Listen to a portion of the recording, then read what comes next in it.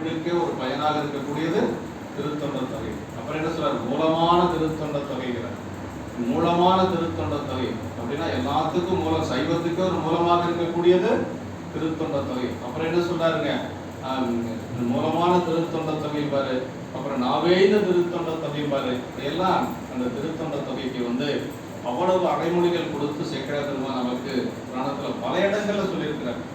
அதனால அதாவது ஞானம் உய்ய, நாம் உய்ய, நம்பி சைவ நெறியின் சீலம் உய்ய திருத்தொண்ட தொகைமுன் பாடல் சேக்கிழார் பெருமான். அப்படின்னா சைவ நெறிக்குன்னு ஒரு ஒழுக்கம் இருக்குதுங்க. சைவ நெறிக்கு இருக்கக்கூடிய ஒழுக்கம் என்னன்னா அடியார் வழிபாடு. அந்த அடியார் வழிபாட்டை சொல்லக்கூடியதான் திருத்தொண்ட தொகை. அதாவது ஞானம் உய்ய, இந்த உலகம் உய்ய, நாம் உய்ய, அந்த உலகத்தில் இருக்கக்கூடிய நாமெல்லாம் உய்வடையும் பொருட்டாக சைவ நெறியின் சீலம் உய்யனர். பாருங்க எவ்வளவு தெளிவா சொல்றாரு பாருங்க. சைவ நெறிக்கு என்று சொல்லி ஒரு ஒழுக்கம் இருக்கு. அது என்ன ஒழுக்கம்? அடியார் வழிபாடு. சைவ நெறியின் சீலம் உய்ய திருத்தொண்ட தொகைமுன் பாட செடுமறைகள் ஓளமிடமும் உணர்வழியார்தாம் அடியார் உடன்னாம் உலது என்றால் ஆழம் அமுது செய்த பிறார் அடியார் பெருமை அறிந்தாரியார். இங்க சொன்னார் இல்லையா? சுந்தரனும் பிறகு சுந்தரனை ஆட்கொண்ட சிவபெருமானும் பிறகுன்னு சொன்னார் இல்லையா? ஆரூர் பெருமானும் பிறகுன்னு சொன்னபோது சாமி என்ன சொன்னார்னா, ஏப்பா நான் அடியார் கூட தாப்பா இருக்கிறேன், என்ன பிறகுன்னு சொல்றேன்னு சத்தம் போட்டாராம். ஆரூர் பெருமான். சேக்கிழார் பெருமான் சொல்றார் அடியாருடன் தான் உலது அப்படின்னு சாமியே துடிக்கிறார். அப்ப சாமி அந்த பயத்திலேயே துடிப்பாரு. அன்பினுடைய ஒரு ஆளங்க அடியாரின் மீது அவர் வைத்திருந்த அன்பு. அடியாருடன் தான் உலது என்றால் சேக்கிழார் பெருமான் கேட்கிறார், ஆழம் அமுது செய்த பிரான் யார்? சிவபெருமான். ஆழம் அமுது செய்த பிரான் அடியார் பெருமை அறிந்தார் யார் அப்படிங்கிறார். யாருனாலும் முழுமையா சொல்ல முடியும். அப்ப இந்த உலகத்திலேயே பெருசு என்னன்னு கேட்டா அடியாருடைய பெருமை தான். அவைப்பாட்டி சொல்றாங்க இல்லைங்களா? பெரிது பெரிது புவனம் பெரிது, புவனமோ நான்முகன் படைப்பு, நான்முகனோ கரியமால் உண்டிய முதித்தவன், கரியமாலோ அலைகடல் துயின்றோன், அலைகடலோ குறுமுனியின் கையில் அடக்கம், குறுமுனியோ கலசத்தில் பிறந்தோன், கலசமோ புவியின் ஒரு துளி மண், பூயோ அரவனுக்கு ஒருதலை பாரம், அரவமோ உமையவன் சிறுவிரல் மோதிரம், உமையம்மையோ இறைவனுள் அடக்க ஒடுக்கம், இறைவனோ தொண்டர்தம் உள்ளத்தில் ஒடுக்கம், தொண்டர்தம் பெருமையோ சொல்லவும் பெரிதோ. இந்த உலகத்திலேயே பெருசு என்னன்னு கேட்டா அடியாருடைய பெருமை தாங்க. அதற்கு அப்புறம் தான் ஆண்டவனுடைய பெருமையெல்லாம் நம்ம பேசணும். அதாவது என்ன சொல்றது அப்படின்னா, திருமந்திரத்துல அதை பத்தி நிறைய வருது. நடமாட கோயில் பகவர் கொன்றியில் நடமாட கோயில் நம்பர்கங்கு ஆகா, நடமாட கோயில் நம்பர் கொன்றியில் வடமாட கோயில் பகவர்கதாம் என்றார். அப்படின்னா நீங்க வடமாட கோயில்னா கோயில் சிவபெருமான், படம்னா திரைச்சீலை, திரைச்சீலைக்குள்ள இருக்கக்கூடிய சாமி. நடமாடும் கோயில்னா அடியாரு.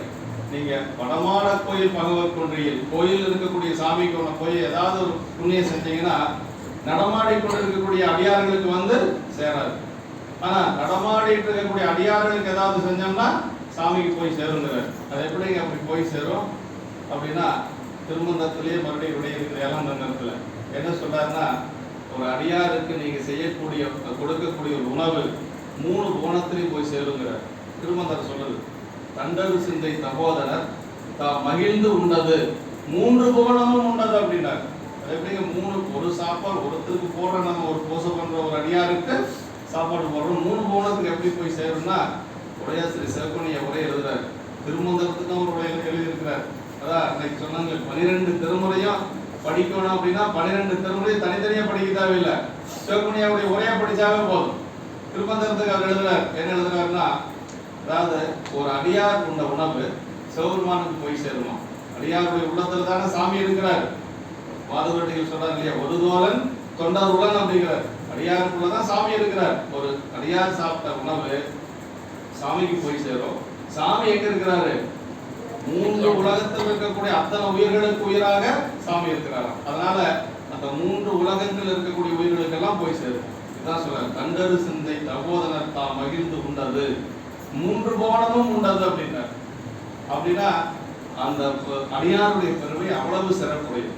அதனாலதான் நம்ம ஒவ்வொரு இடத்துக்கு பெரிய புராணம் நம்ம படிக்கிறோம்னா, பெரிய புராணம் படிச்சு முடிக்கிற பொழுது நமக்கு அதனுடைய ரிசல்ட் என்னவா இருக்கணும்னா, அடியார்கள் மேல அன்பு இருக்கணும். இறைவன் மேல அன்பு எல்லாத்துக்கும் இருக்கும்.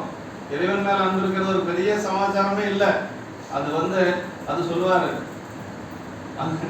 அந்தியாகிலும் அன்புபட்டாகிலும் நெஞ்சவாளின் நினைப்பட நெஞ்சமே தேவாரத்தில் வருது.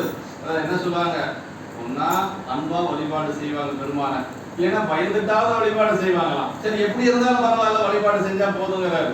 அதாவது ஒண்ணு எதை அவனாசிலிங்கேஸ்வரர் பார்க்கணும் அப்படிங்கிற அன்பு ஒரு நிறைய பேருக்கு இருக்கும்.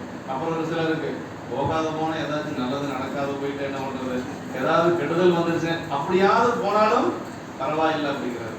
ஆனா அடியார் வழிபாடு அப்படிங்கிறது நம்ம செய்தே ஆகணும்.